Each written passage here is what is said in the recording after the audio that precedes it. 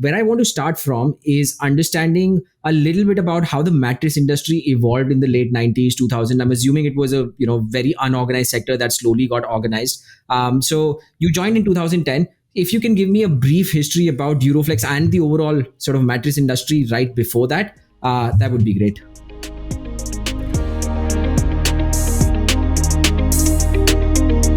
So I joined Duroflex in 2010.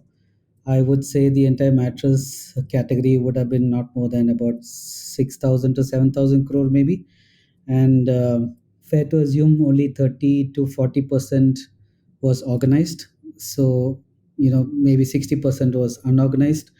Um, Also, a big note, we're talking about a 7,000 crore market at that point in time. Maybe 2010 we would have been a billion people at that point in time. So the entire category itself was very small and very limited, credible players in the segment. um, Further to add, the products, to be very honest, was very confusing to a consumer. I mean, there were many different products to offer, but I don't think there was enough education for a consumer to really understand what product really suits them. So it was very important for a very credible brand to actually really understand what the consumers need, and really dissect and start relooking into products from just like a commodity perspective to a really value added perspective to a consumer. I think for the next 5 years from 2010, and that's exactly what Euroflex did. I mean, we really understood what the consumers need, and we moved our product portfolio from, let's say, a very basic naming convention to a coir foam or a spring mattress to a need based proposition. So we recategorized the entire product portfolio to energize, durabilic, natural living, or essential, and these were the needs. When we did a study with our consumers, and I think we did a in-depth study with about 2,000 consumers, and what they brought in was very fair and square. They wanted mattresses which doesn't give them back pain, or they wanted mattresses to help with the back pain. There's another group of customers which said, I just want to wake up really fresh and ready for the day. There's another set of customers who said, I do not want to sleep on chemically based mattresses. And that's exactly where our portfolio came in: energized, durabilic, and natural living. So, I mean, once we did that, I mean, the consumers could really resonate with what we had to offer. And that was one of the big winning propositions which we had. And we had a good run from 2012 to about 2020, and still going strong. Matthew, I have a question, right? This is 2010.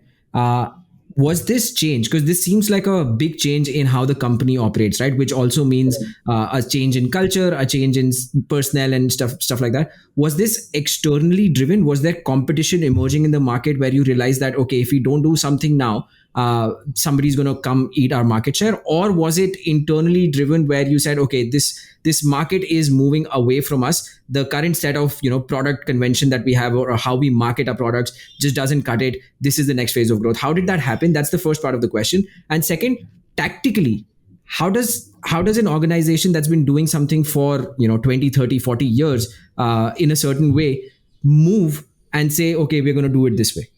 Yeah. Especially So, a family run business, right? Where yeah. changing the minds of the older generation and all of that is not an easy task at all. Yeah, so very good and little complicated questions, but yeah, it's quite true. I mean, see, I mean, the entire point which we had to do was reinvent ourselves. I mean, in 2010, I can fairly say we were not there in the top three brands in India. We were probably number four, number five. So, it was not about what the competition was doing, it's about how we actually win competition. So it was really reinventing yourself, so that there's a new working culture within the company. People need to start thinking outside, move out of their comfort zone, really challenging new ideas, and that's what we really believe. So we are part of the third generation of the business. And I mean, we were fortunate to being given this business from our grandfather to our fathers, and I've got three other cousins who are fellow promoters with me in this journey.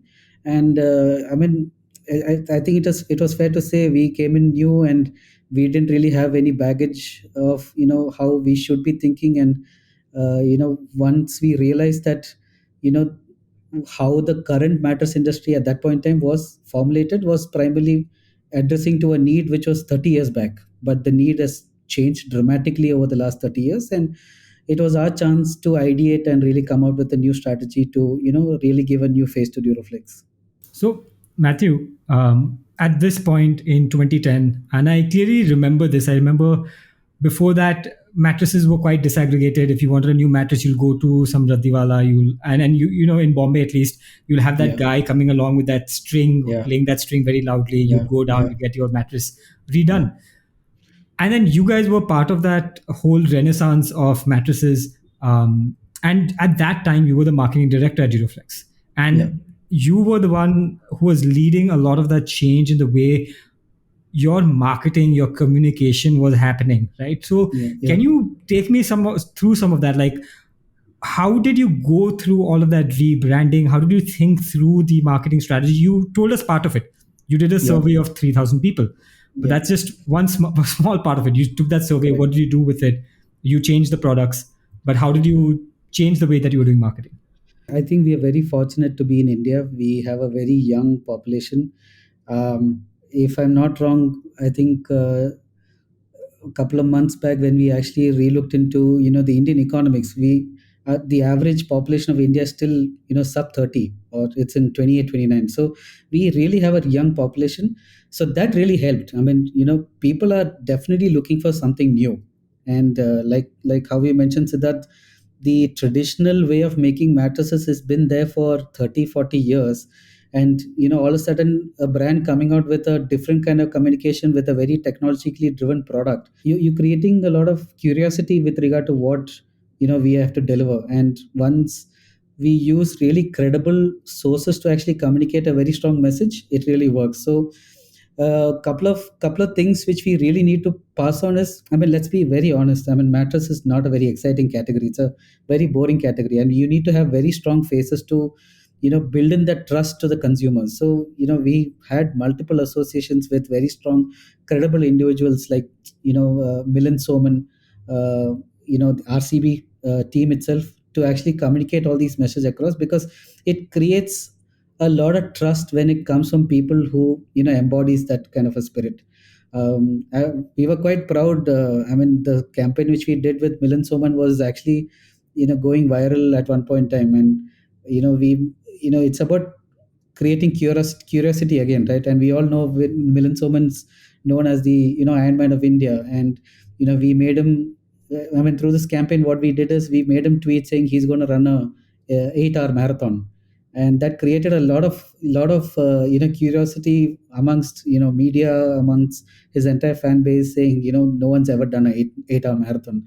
And the end message was 8 hour of good sleep marathon in a good mattress where it gives you absolute rest, and really brings gives you a lot of energy for the day. So when you actually think out the box in terms of how do you communicate a very strong message, I think your consumers will listen to you. And like I said, India is a very young country, and we are always looking for something very innovative and what's new in the market. So that also really helped to move away from a very traditional mattress approach to a more technologically driven approach.